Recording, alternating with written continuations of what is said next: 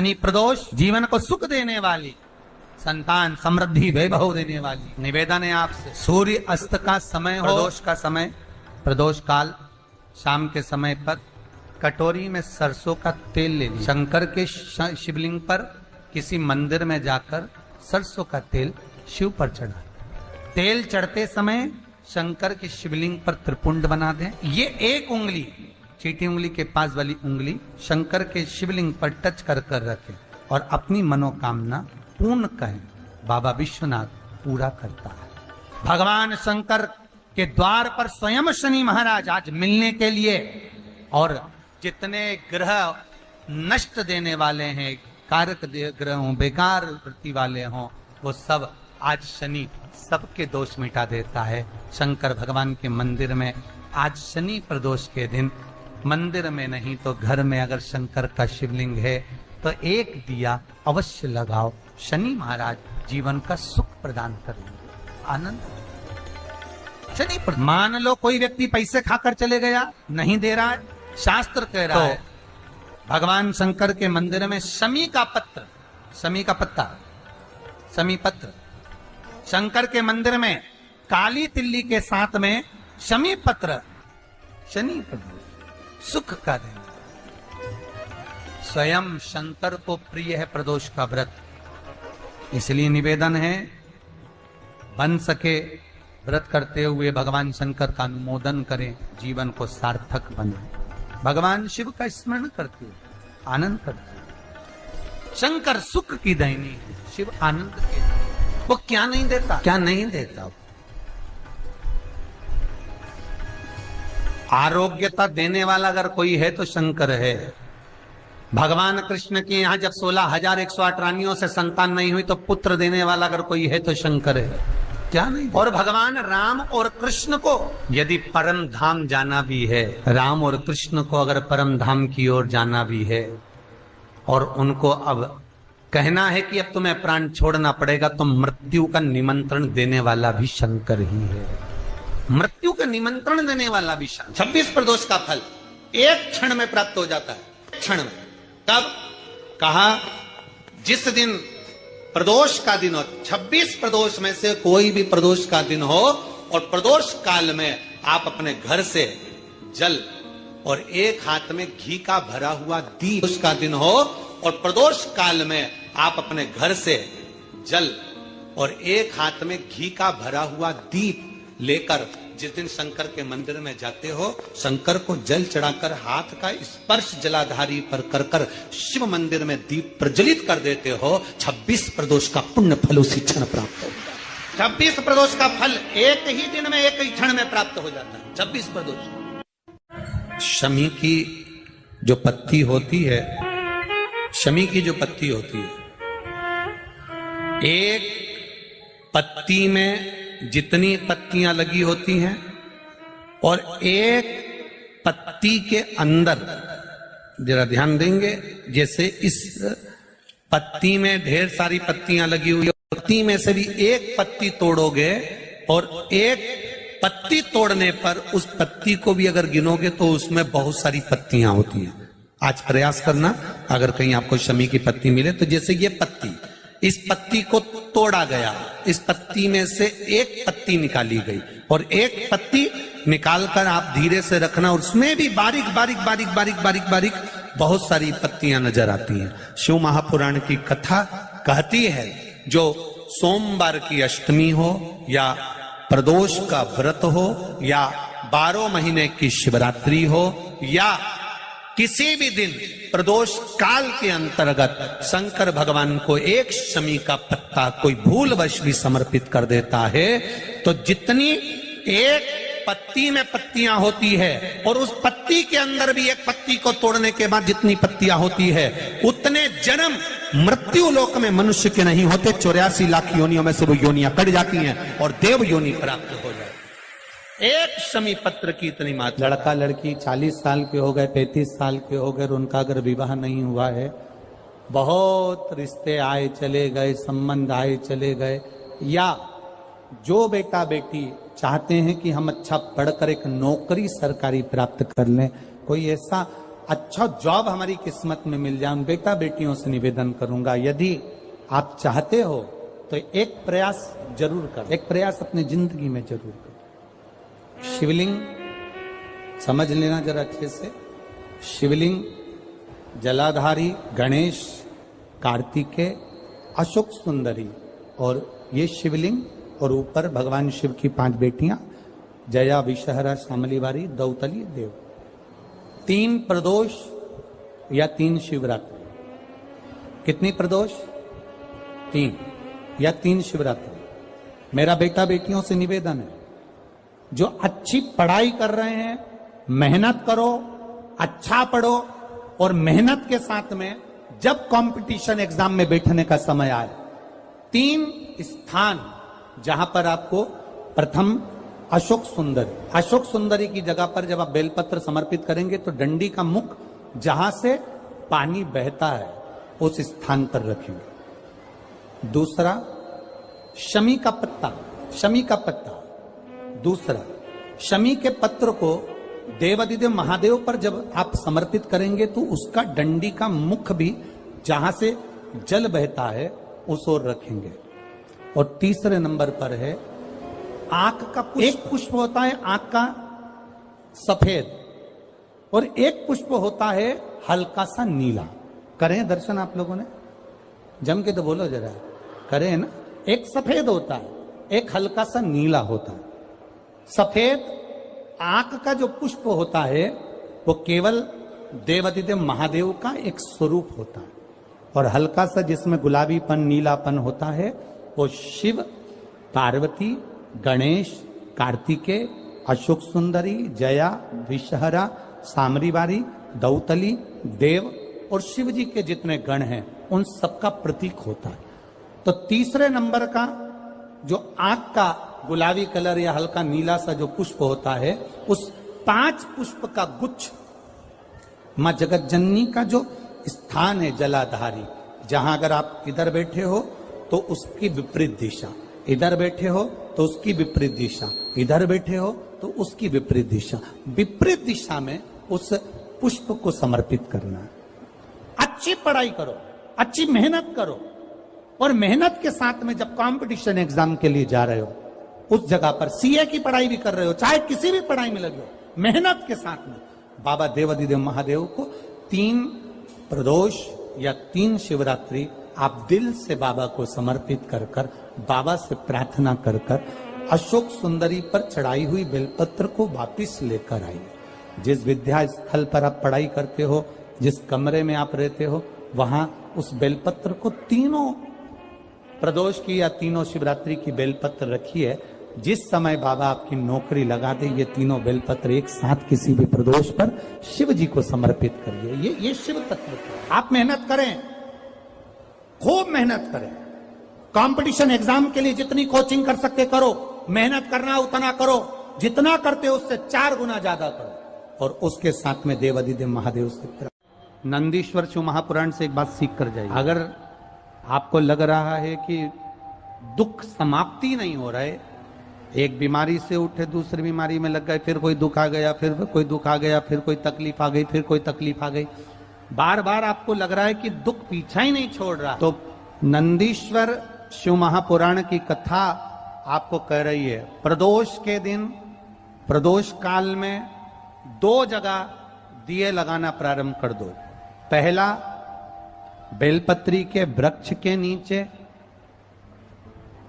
पहला दिया प्रदोष काल में, प्रदोष के दिन बेलपत्री के वृक्ष के नीचे, और दूसरा दिया अपने दरवाजे की चौखट के बाहर, मतलब अपन बाहर खड़े होंगे, अंदर की ओर दिया नहीं, बाहर की ओर। एक दिया बेलपत्र के नीचे देवादिदेव महादेव से प्रार्थना कर कर, हे शिव शंकर, हे गौरी शंकर, हे शिव, आज प्रदोष का दिन, प्रदोष काल में आप भ्रमण के लिए निकलोगे नंदीश्वर के साथ में, ऐसी कृपा करना, आपके लिए मैंने द्वार सजाया है भोलेनाथ, आपकी दृष्टि मेरी चौखट पर भी कर देना, मेरी जिंदगी सवर जाए। इसलिए 2 दीप स्मरण करो। हाँ, अच्छा इशारा करा है, उसको समझ रहे हो। जिस दिए को आप लगाओगे प्रदोष के दिन, प्रदोष काल में, एक दिया बेलपत्री के वृक्ष के नीचे लगाया है और दूसरा दिया जब आप घर में प्रवेश करोगे तो राइट हैंड पर ही लगाएं। कौन से हैंड पर लगाएं? राइट हैंड पर। बहुत बहुत साधुवाद आपको दीदी, धन्यवाद। धन्यवाद दो, उन्होंने इशारा करके बताया कि दिया किस ओर लगाएं। कम से कम अपने को अंदाजा तो लग जावे ना दिया किस ओर लगना चाहिए। साधुवाद था, बहुत बहुत साधुवाद। विषम परिस्थिति में फंसे हुए हो और ऐसा लग रहा है कि हम बहुत बड़ी समस्या में उलझे हुए हैं और इससे निकल नहीं रहे, या बहुत बड़ा काम है हमारा, हो नहीं रहा, चाहे प्रशासनिक हो चाहे अन्य कोई चीज का हो, कुछ मत करना। एकांत के शिव मंदिर में जाइए।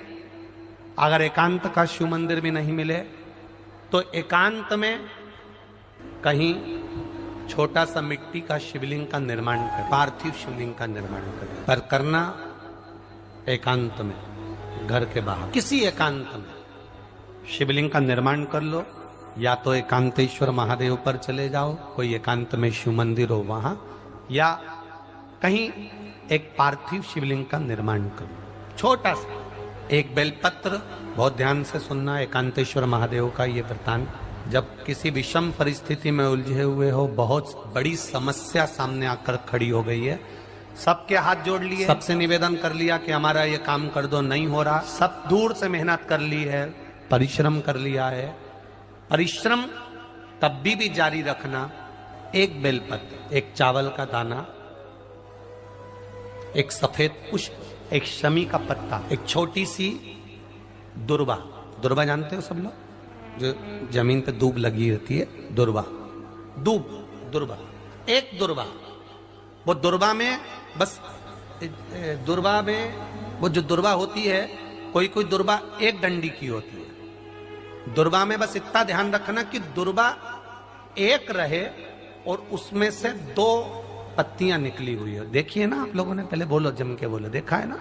दुर्वा एक हो और 2 पत्ती की हो, एक ही कहलाएगी। 2 पत्ती निकली हुई दुर्वा, एक श्वेत पुष्प, शमी का पत्ता, बेलपत्र, चावल का एक दाना।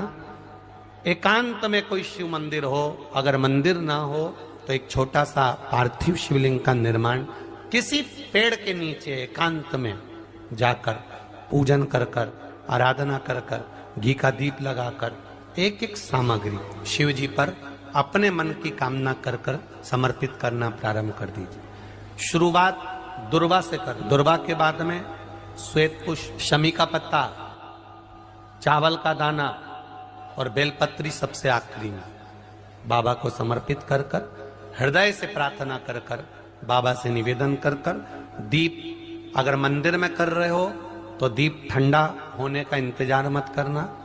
अगर पेड़ के नीचे एकांत में शिवलिंग का निर्माण कर कर पूजन कर रहे हो तो दीप ठंडे होने का इंतजार करना। दीप ठंडा हो जाए तब भगवान शिव को ले जाकर विसर्जन करना। जो एक बेलपत्री है बस उसको घर लेकर आना, बाकी का सब विसर्जन कर कर आना। मेरा एकांतेश्वर महादेव उस कार्य में सफलता प्रदान। एकांतेश्वर महादेव की आराधना। तुम रुका जी कह रहे माता पार्वती से, पार्वती आप शिव जी की आराधना करो, मना नहीं, पर शंकर की आराधना में कीर्ति को, वैभव को पीछे। एकांत में बैठा हुआ महादेव, एकांतेश्वर महादेव की मूलता यह कहती है, महत्वता यह कहती है कि आप अपने अहंकार से दूर हो जाओ। अहम से दूर होकर मेरे करीब में आओगे तो तुम्हें खाली नहीं रखूंगा, झोली भर कर ही भेजूंगा। वो एकांतेश्वर। आइए भक्तों, आज सुनते हैं प्रदोष व्रत कथा, भोम प्रदोष व्रत कथा। इस कथा के पढ़ने व सुनने से भगवान शिव और हनुमान जी की मिलेगी कृपा। किसी भी माह की त्रयोदशी तिथि को प्रदोष तिथि का व्रत किया जाता है और प्रदोष तिथि भगवान शिव को समर्पित है। यह तिथि मंगलवार के पड़ने की वजह से इसे प्रदोष व्रत को भोम प्रदोष व्रत के नाम से जाना जाता है। धार्मिक मान्यता है कि भोम प्रदोष व्रत में कथा सुनने वह कहने वाले को मोक्ष की प्राप्ति होती है। तो आइए जानते हैं भोम प्रदोष व्रत की कथा के बारे में। सूत जी बोले, अब मैं मंगल त्रयोदशी प्रदोष व्रत का विधि विधान कहता हूँ। मंगलवार का दिन व्याधियों का नाशक है। इस व्रत में एक समय व्रती को गेहूं और गुड़ का भोजन करना चाहिए। इस व्रत के करने से मनुष्य सभी पापों व रोगों से मुक्त हो जाता है। इसमें किसी प्रकार का संशय नहीं है। अब मैं आपको उस बुढ़िया की कथा सुनाता हूँ जिसने यह व्रत किया, वह मोक्ष को प्राप्त हुई। अत्यंत प्राचीन काल की घटना है। एक नगर में एक बुढ़िया रहती थी। उसके मंगलिया नाम एक पुत्र था। वृद्धा को हनुमान जी पर बड़ी श्रद्धा थी। वह प्रत्येक मंगलवार को हनुमान जी का व्रत रखकर यथाविधि उनका भोग लगाती थी। इसके अलावा मंगलवार को एक न तो घर लीपती थी और न ही मिट्टी खोदती थी। इसी प्रकार से व्रत रखते हुए जब उसे काफी दिन बीत गए तो हनुमान जी ने सोचा कि चलो आज इस वृद्धा की श्रद्धा की परीक्षा करें। वे साधु का भेष बनाकर उसके द्वार पर जा पहुँचे और पुकारा, है कोई हनुमान जी का भक्त जो हमारी इच्छा पूरी करे। वृद्धा ने यह पुकार सुनी तो बाहर आई और महाराज क्या आज्ञा है। साधु वेशधारी हनुमान जी बोले कि मैं बहुत भूखा हूँ, भोजन करूँगा, तू थोड़ी सी जमीन लीप दे। वृद्धा बड़ी दुविधा में पड़ गई। अंत में हाथ जोड़कर प्रार्थना की, हे महाराज, लिपने और मिट्टी खोदने के अतिरिक्त जो काम आप कहे वह मैं करने को तैयार हूँ। साधु ने 3 बार परीक्षा करने के बाद कहा, तू अपने बेटे को बुला, मैं उसे आधा लिटाकर उसकी पीठ पर आग जलाकर भोजन बनाऊंगा। वृद्धा ने सुना तो पैरों तले की धरती खिसक गई, मगर वह वचन हार चुकी थी।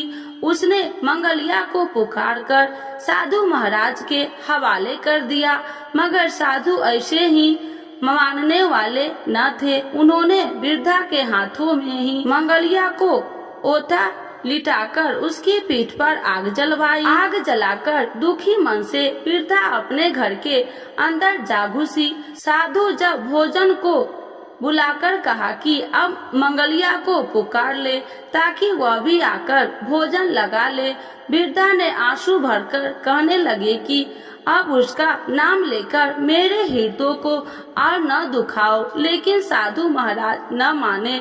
वृद्धा को भोजन के लिए मंगलिया को पुकारना पड़ा।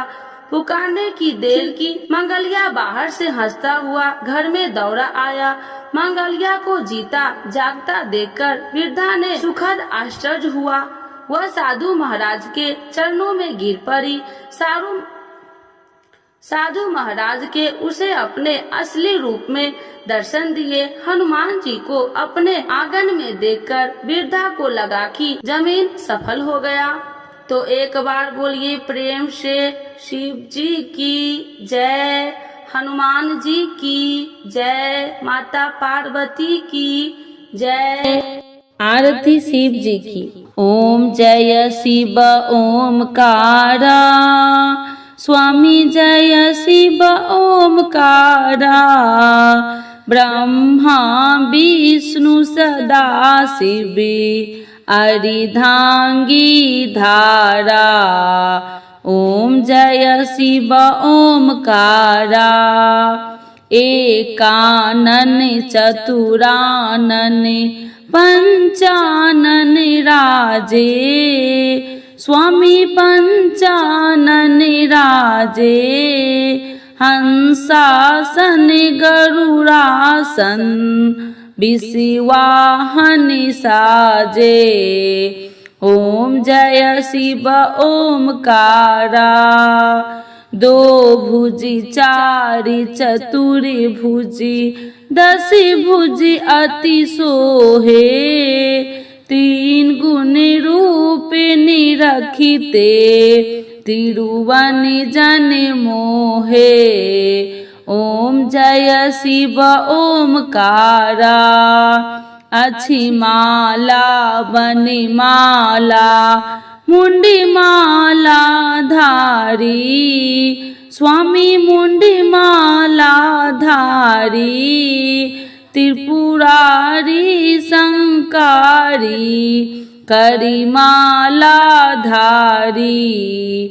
ओम जय शिव ओमकारा श्वेतांबर पीतांबर बाघांबर अंगे स्वामी बाघांबर अंगे सनकादिक गरुणादिक सनकादिक गरुणादिक भूतादिक संगे। ओम जय शिव ओमकारा करके मध्य कमंडल चक्र त्रिशूलधारी स्वामी चक्र त्रिशूलधारी सुखकारी दुखहारी जग पालनकारी। ओम जय शिव ओमकारा ब्रह्मा विष्णु सदा शिव जानत अविवेका स्वामी जानत अविवेका मधुकैटभ दौ मारे मधुकैटभ दौ मारे सुर भयहीन करे। ओम जय शिव ओमकारा लक्ष्मी सावित्री पार्वती संगा पार्वती अर्धंगी शिव लहरी गंगा।